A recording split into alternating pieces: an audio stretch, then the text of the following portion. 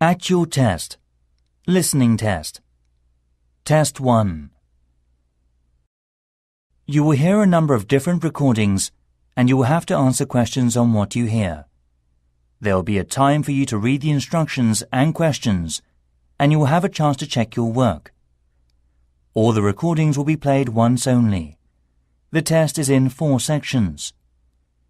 Write your answers in the listening question booklet. At the end of the test, you'll be given 10 minutes to transfer your answers to an answer sheet. Now turn to Section 1. Section 1.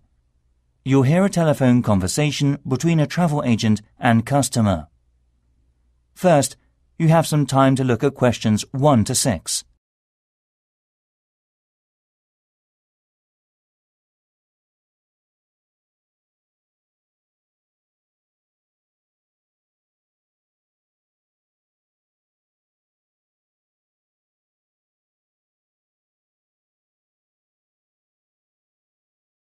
You'll see there is an example which is done for you. On this occasion only, the conversation relating to this will be played first. Hello, this is the National Express Transport Information Service Centre at London Heathrow Airport. May I help you? Hi, good afternoon. I'm calling from New York. I'm flying to Heathrow Airport on Friday and I need to get to a town called Bath. Could you tell me how I can get there? Destination is called Bath, so Bath has been written on the form. Now we shall begin. You should answer the questions as you listen, because you will not hear the recording a second time. Listen carefully and answer the questions 1 to 6. Hello, this is the National Express Transport Information Service Centre at London Heathrow Airport. May I help you? Hi, good afternoon. I'm calling from New York. I'm flying to Heathrow Airport on Friday and I need to get to a town called Bath. Could you tell me how I can get there? Bath, right? Let me see. I think that's about 115 miles west of here. So it'll take about 1.5 hours by train. Wow, it's quite a long way, isn't it? Yes, I'm afraid so. Right. Well, I don't really want to take a coach, I suppose. Can you give me some more information about the discount ticket prices that are available at the moment? OK, how about an express coach shuttle service to Bath? It's faster than an ordinary coach and the ticket price is not that expensive. Can you tell me how much that would cost? Certainly. Let's see, it would be £30 one way or £40.50 in return. Great, that's not too bad. It goes directly from the airport here to Bath and it's pretty fast. But you have to bear in mind that there is only 3 departures a day, such as 9 a.m, 2 p.m. and 6 p.m, so it depends what time the flight arrives. Oh, I see. We'll get there at 12:30 p.m. That's not too bad. The second bus leaves at 2 p.m, so you would have quite a wait. I'm just wondering, is there any minicab service there? I mean a door-to-door service, because I will bring a lot of packages. OK, I'll just contact the London cab office for you now. Do you know how much it will be? Just a moment, let me check. It's £85 for single fee normally. So that's about twice the price of the express coach shuttle services. Oh, that doesn't sound too bad. I will go for that then. Where will you stay there? Hotel or B&B? I'll be at Victoria Smith Hotel. Is it possible to make a reservation for that now? Sure. Before you hear the rest of the conversation, you have some time to look at the questions 7 to 10.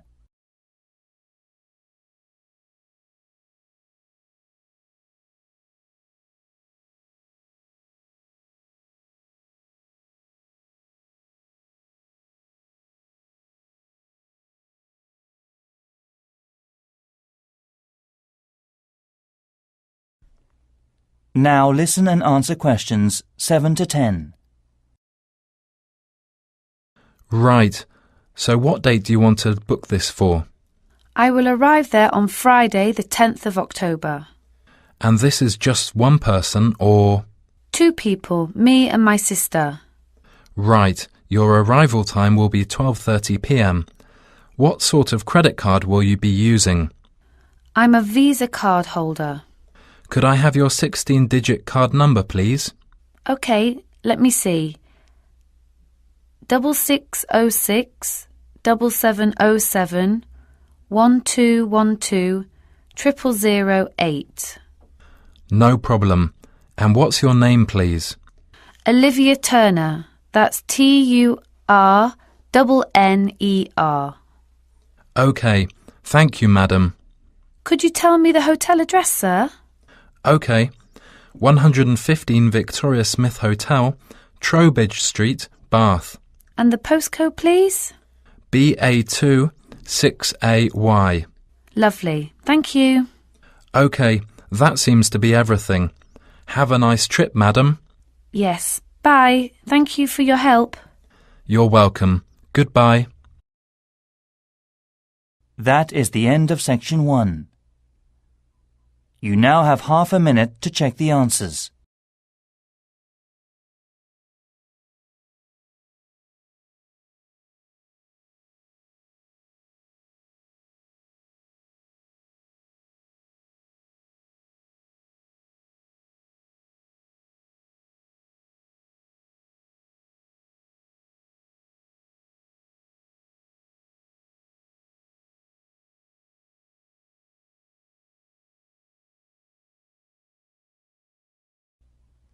Now turn to Section 2. Section 2. You'll hear a tourism program, Mountain Cycling Viking, celebrating an anniversary of the company. First, you have some time to look at questions 11 to 16.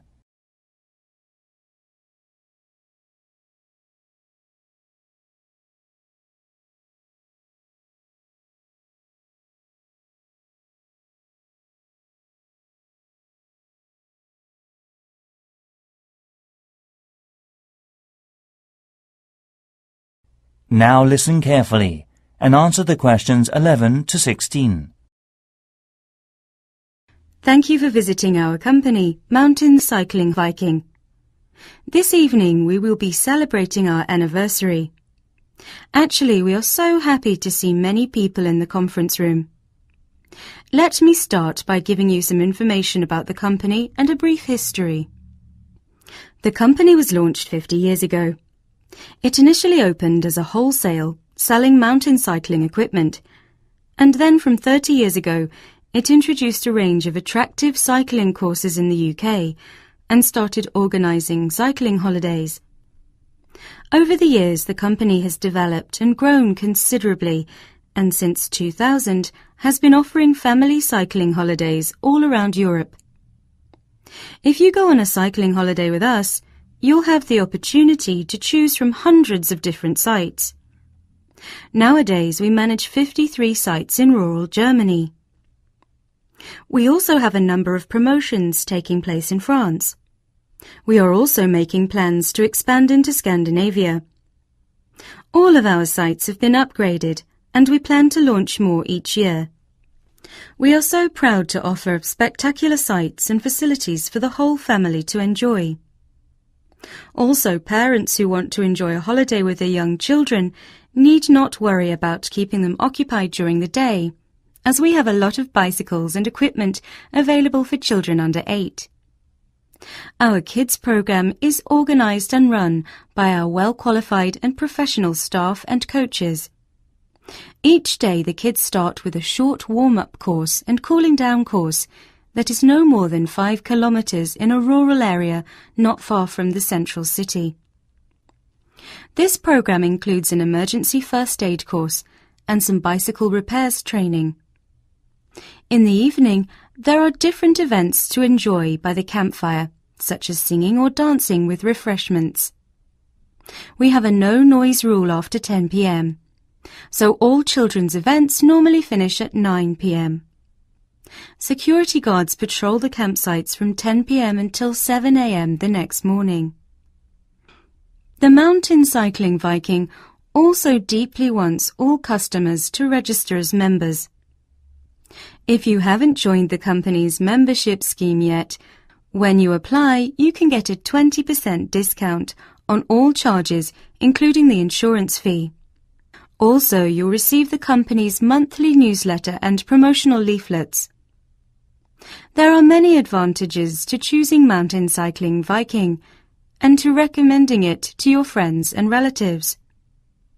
As a regular customer, you'll be kept informed of special events for the holiday season, and the friends who you recommend can get a 15% discount on things such as luxury camping facilities. In return, we'll offer you a souvenir.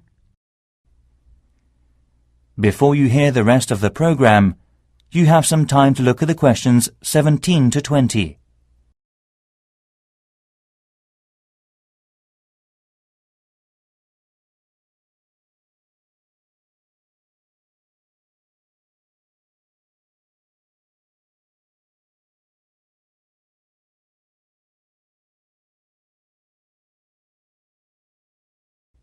Now listen and answer questions 17 to 20. When it comes to our bicycles and camping facilities, we only offer things of the highest quality. We really do think of everything, from portable gas canisters and cooking utensils to tents and sleeping bags. If a member of your family doesn't want to cook in the cooking car, you are able to use a barbecue if you ask for it in advance.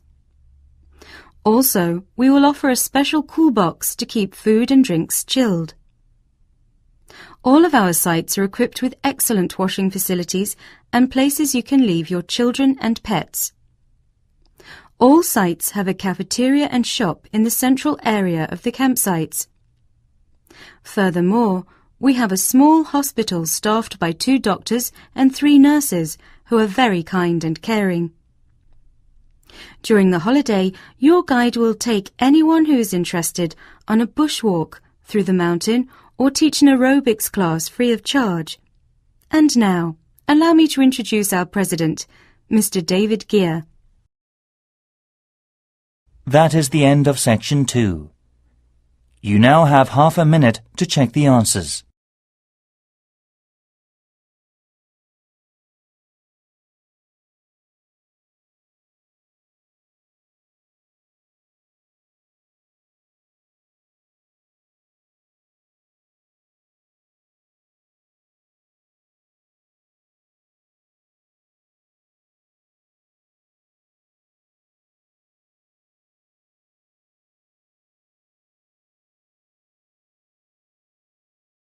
Now turn to Section 3.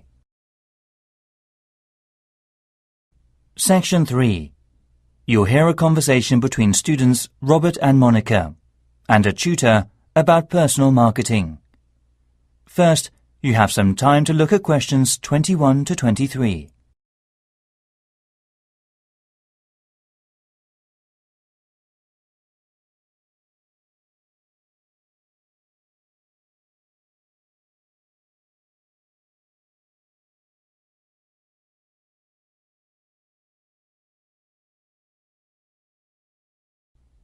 Now listen carefully and answer the questions 21 to 23. You've been looking at different styles of personal marketing in small companies and the workplace in the UK.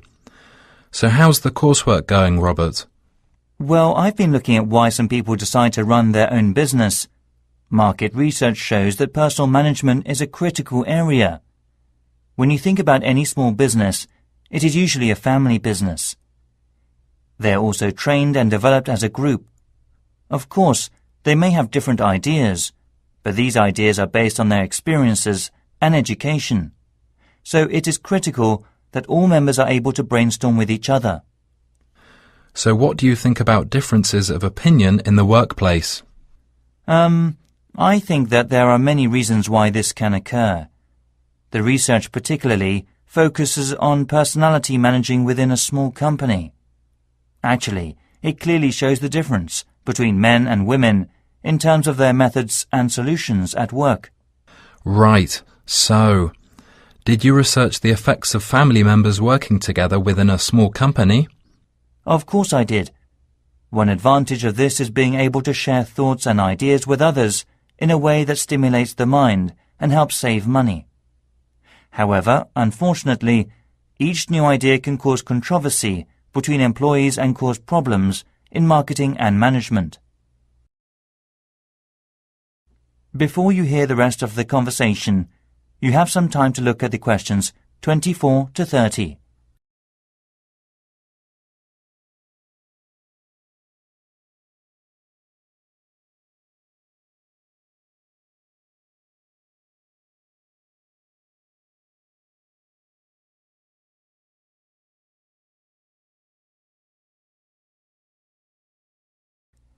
Now listen and answer questions 24 to 30.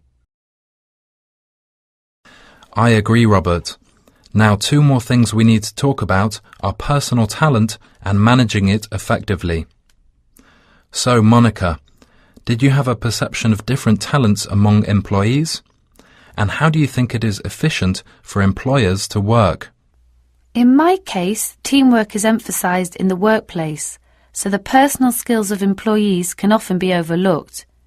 The thing that employers should be targeting is an acceptance of other views and filter responsibility appropriately. That's right, Monica. However, unfortunately, many top managers think it is too difficult to make a unit when all employees' ideas are put together. I see. That should be the case, but I think one of the hardest tasks for employers is considering the wants and needs of each employee, such as finding ways of cooperating, compromising, and sometimes persuading the employees when they don't accept the target. So it requires creative and broad thinking with other people. So what kind of people do you think are best for these companies? Well, the best solution starts from when the companies are looking for new staff.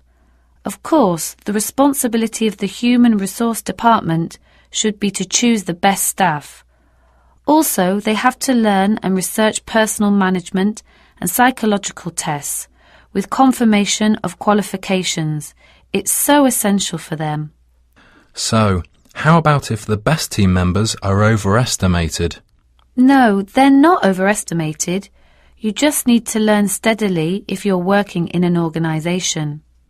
Right, so, how should managers cope with this situation? It's a carrot and stick. If all employees are following the rules and policies of the company, a manager may give them an incentive in order to save time and costs.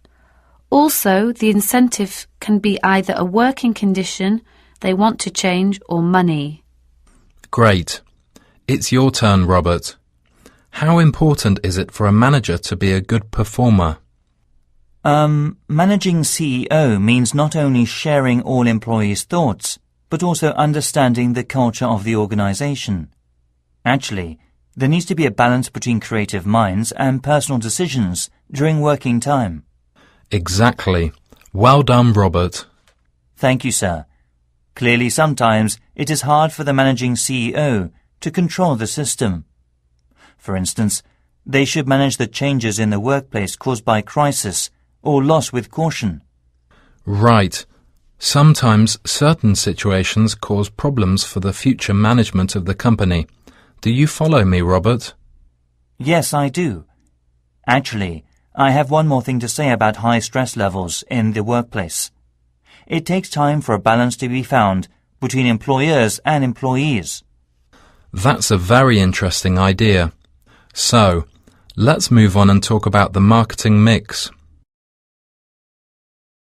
That is the end of section 3. You now have half a minute to check the answers.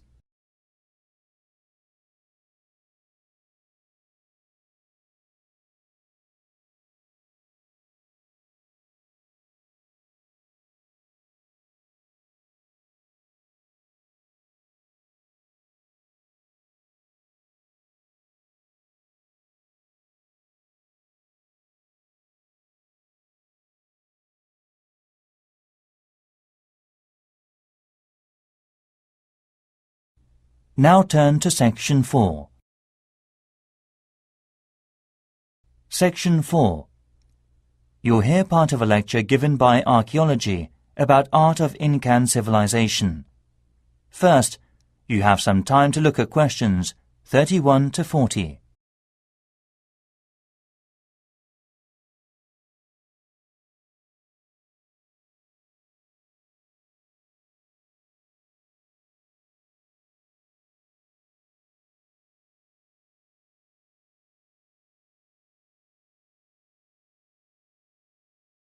Now listen carefully and answer the questions 31 to 40.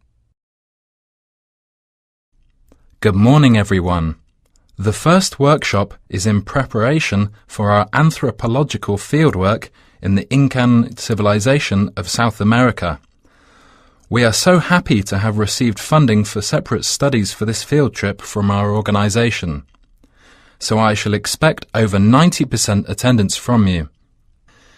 In this workshop, I'm going to begin by offering a brief introduction to contemporary studies on wall painting, and in the second part, I'm going to show some examples of fieldwork, so please listen carefully.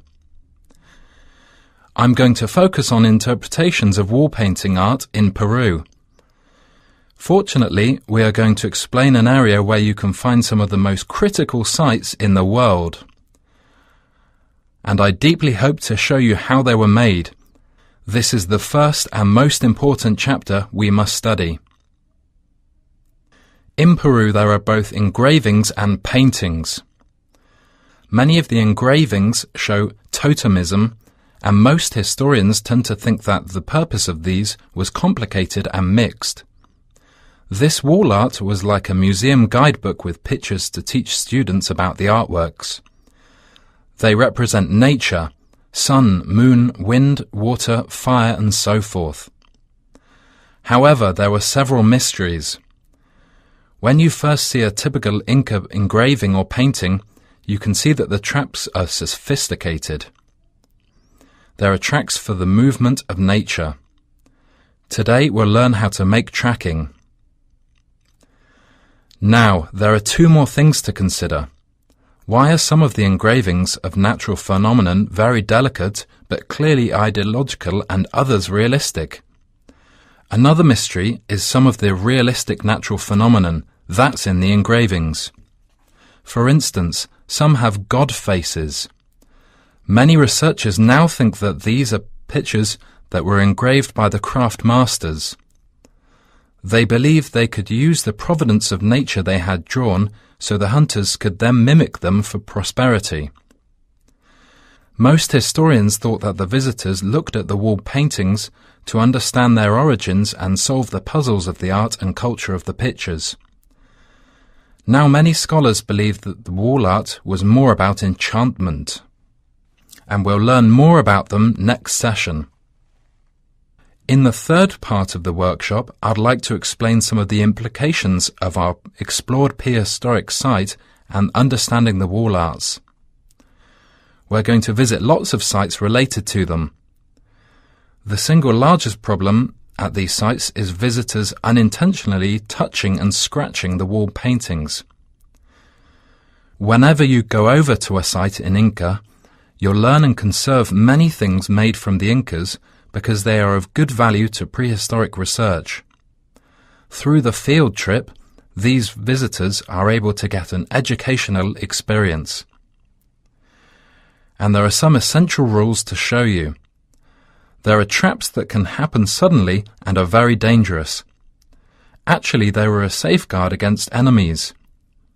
So you should always follow the information board in the forest with a local tour guide.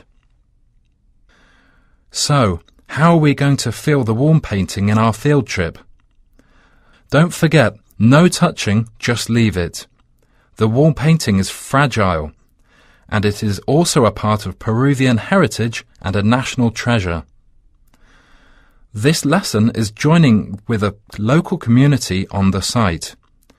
They run a special course and a trip around the historical site once a month. Obviously, scratching or touching on the wall paintings can destroy in a moment what has lasted for thousands of years of Incan civilization. Please try to be extra careful and look out for your mates. Look carefully everywhere. And lastly, please don't move any old materials to take a picture.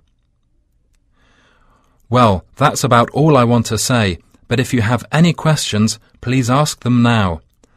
Right. Do you have any questions so far? That is the end of section 4. You now have half a minute to check the answers.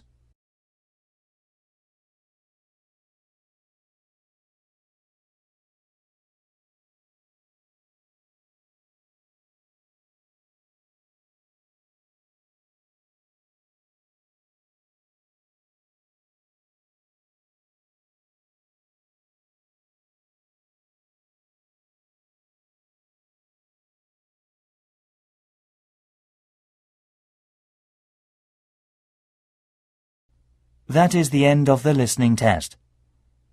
In the Ielts test, you'll now have 10 minutes to transfer your answers to the listening answer sheet.